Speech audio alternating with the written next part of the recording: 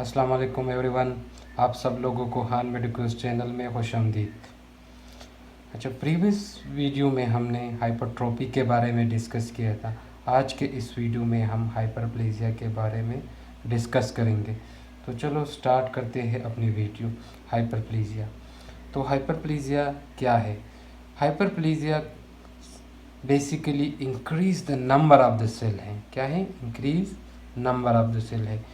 As we know, जब number of the cell increase होंगे तो volume of the tissue, volume of the organ also increases. Basically hyperplasia उन tissues, उन cell में होगा जिसकी कैपेबिलिटी होगी, सेल डिवीजन की सलाहियत होगी। अगर हम बात करें परमानेंट सेल की, सच एज स्केलेटल सेल की बात करें, सच एज कार्डियक टिश्यू की बात करें, सच एज नर्व टिश्यूज़ की बात करें, तो वहाँ पे सेल डिवीजन नहीं होती।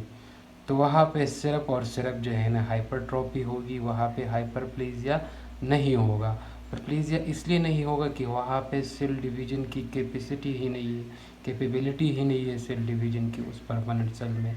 तो वहाँ पे सिर्फ और सिर्फ हाइपरट्रोफी होगी, हाइपरप्लेजिया नहीं होगा। हाइपरट्रोफी और हाइपरप्लेजिया जो है ना both occur together may also this hyperplasia may also coexist with the hypertrophy। यानी हाइपरट्रोफी और हाइपरप्लेजिया जो है ना दोनों एक साथ जो है ना हो सकते हैं। तो आ जाते हैं इसकी मॉर्फोलॉजी की तरफ। तो अगर ग्रास एनाटॉमी को अगर हम इसके देखें तो इफेक्टेड ऑर्गन जो है ना हमारे पास एनलार्ज होगा, हेवी होगा। माइक्रोस्कोपिकली जो है ना नंबर ऑफ द सेल जो है ना हमारे पास क्या होंगे? इंक्रीज होंगे। आ जाते हैं इसकी कॉजेज़ और एग्जाम्पल की तरफ। तो फिजियोलॉजिकल, सबसे पहले आ जाते हैं फिजियोलॉजिकल काज की तरफ। ठीक है, तो फिजियोलॉजिकल में का मतलब ऑलरेडी डिस्कस कर चुके हैं कि फिजियोलॉजिकल का मतलब ये होता है कि बॉडी के जो अपने हार्मोन्स होते हैं, जो बॉडी के अपने केमिकल मीडिएटर्स होते हैं, उसमें जो है ना वो जो है ना नॉर्मल से ज़्यादा हो जाए और उसकी वजह से सेलुलर एडाप्टेशन हो, तो इसको हम फिजियोलॉजिकल सेलुलर एडाप्टेशन कहते हैं। तो आ जाते हैं इस सबसे पहले है हार्मोनल हाइपरप्लेजिया। ठीक है, हार्मोनल हाइपरप्लेजिया का मतलब ये है कि हमारी बॉडी में जो नॉर्मल हार्मोन है, अगर उसका लेवल जो है ना नॉर्मल से इंक्रीज़ हो जाए तो ये जो है ना हमारे पास एक स्ट्रेस है, ये स्टिमुलस है। अब ये जाके सेल के ऊपर जाएगा और दी सेल का नंबर ऑफ सेल जो है ना इंक्रीज़ करेगा and they will lead to physiological hyperplasia. This should be occur in the influence in the stimulation of hormones की वजह से। ठीक है, डिस्कस करते हैं।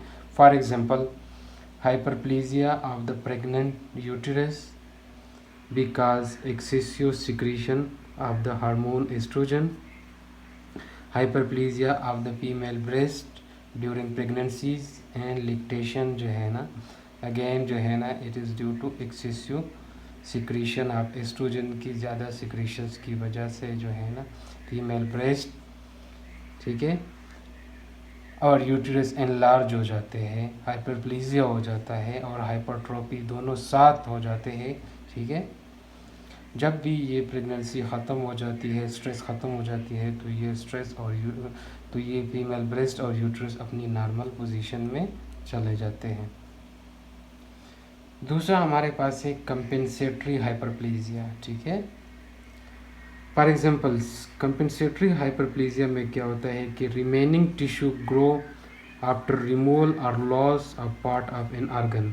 इसका मतलब क्या है कि अगर हम जो है ना फॉर एग्जांपल लीवर है, ठीक है, इसका कोई पार्ट जो है ना सिरोटिक हो जाए, लीवर सिरोसिस हो जाए और उसका वो पार्ट जो है ना हम रिमूव कर लेते हैं, ठीक है, तो उसका जो रिमेनिंग पार्ट होता है लीवर का 1/3 जो है ना इससे हम रिमूव कर लेते हैं। जो वो 1/2 पार्ट होता है नॉन इंजर्ड पार्ट होता है, non parenchymal cell of the liver जो है ना, ये क्या करते हैं, ये बेसिकली जो है ना स्टिमुलस क्रिएट कर लेते हैं और ये जाके टर्न ऑन जीन को क्या कर लेते हैं, एक्टिवेट कर लेते हैं। सिग्नल ट्रांसडक्शन होती है, टर्न ऑन जीन एक्टिवेट हो जाते हैं, टर्न ऑन जीन आके जो है ना पॉलीपेप्टाइड ग्रोथ फैक्टर रिलीज कर लेते हैं, और ये पॉलीपेप्टाइड ग्रोथ फैक्टर जो है ना क्या कर लेते, सेल प्रोलिफरेशन स्टार्ट कर लेते हैं। ठीक है, जैसे ही सेल का रिमेनिंग पार्ट जो है ना कंप्लीट हो जाता है, ठीक है, जैसे ही सेल का लीवर का रिमेनिंग पार्ट कंप्लीट हो जाता है, तो इसके बाद दूसरा जीन जो है ना एक्टिवेट हो जाता है, जिसको बोलते हैं टर्न ऑफ जीन। ये टर्न ऑफ जीन जो है ना क्या कर लेते हैं, इनहिबिटरी ग्रोथ फैक्टर रिलीज कर लेते हैं और सेल प्रोलिफरेशन को क्या कर लेते हैं, स्टॉप कर लेते हैं। तो ये था हमारे पास कंपेंसेटरी हाइपरप्लेजिया। थर्ड वन है हमारे पास पैथोलॉजिकल हाइपरप्लेजिया। ठीक है, पैथोलॉजिकल हाइपरप्लेजिया का मतलब ये है कि बॉडी में सम एबनॉर्मेलिटीज प्रेजेंट हो, सम पैथोलॉजी प्रेजेंट हो, और due to excessive stimulation of hormones और ग्रोथ फैक्टर की वजह से सेल नंबर इंक्रीज हो जाते हैं, इसको बोलते हैं pathological hyperplasia. For example number first one is estrogen. ठीक है, नंबर फर्स्ट वन क्या है हमारे पास, एस्ट्रोजन है। तो बेसिकली एग्जांपल है एंडोमेट्रियल हाइपरप्लेजिया।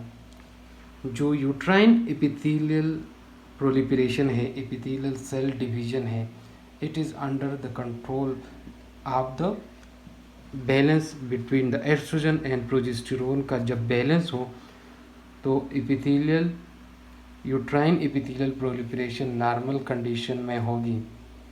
लेकिन अगर किसी एबनॉर्मेलिटीज़ की वजह से, किसी पैथोलॉजी की वजह से इम्बैलेंस आ जाए एस्ट्रोजन और प्रोजेस्टेरोन के लेवल में, तो क्या होगा, they will lead to endometrial hyperplasia and they will cause to abnormal menstrual bleeding.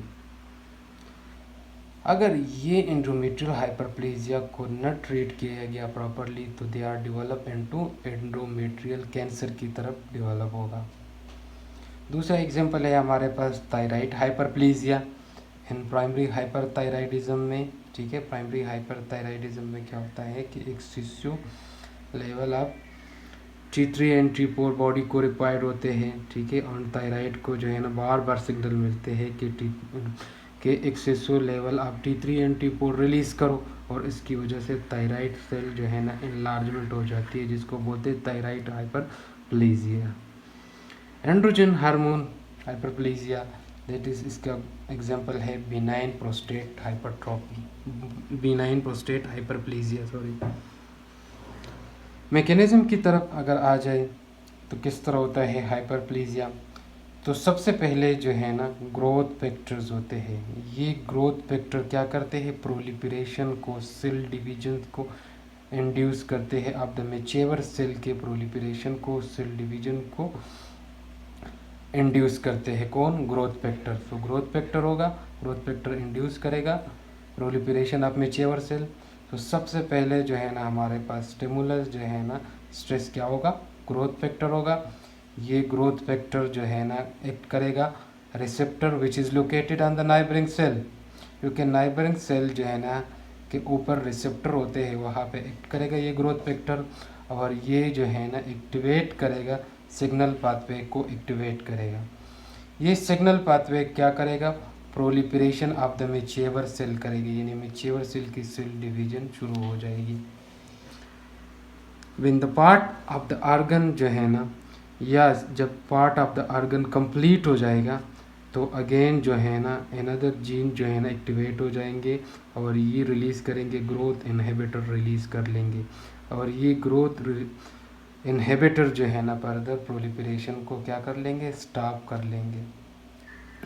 अगर इन एक्टिवेशन में और डिसएक्टिवेशन में अ लिटिल बिट जो है ना डिसरेगुलेशन हो जाए तो they are develop into neoplasia and cancer. So there पर हम कहते हैं कि हाइपरप्लेजिया जो है ना बेसिकली प्रोवाइड करता है fertile soil for developing cancer. ठीक है, कि हाइपरप्लेजिया के में ज़्यादा चांसेस होते हैं कि ये कैंसर की तरफ जो है ना क्या हो जाए, डेवलप हो जाए। सो ये था अबाउट हाइपरप्लेजिया के बारे में। इंशाल्लाह अपने नेक्स्ट वीडियो में हम एट्रोपी के बारे में डिस्कस करेंगे। अगर आप लोगों को मेरी वीडियो अच्छी लगी तो लाइक एंड सब्सक्राइब कीजिएगा हमारा चैनल। अल्लाह हाफ़िज़।